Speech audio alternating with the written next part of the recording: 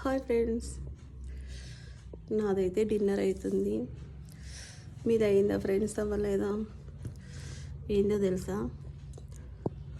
జొన్న రొట్టె బోటి కాంబినేషన్ బాగుంటుంది కదా ఫ్రెండ్స్.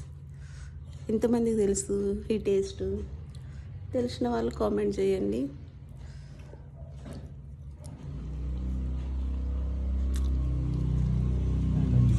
ఈ జొన్న రొట్టె సరిగ్గా చేయరాదు నాకు. ఏదైనా నాన్ వెజ్ ఉన్నప్పుడు బయట తెప్పిస్తాం, 20 రూపీస్ ఒకటి.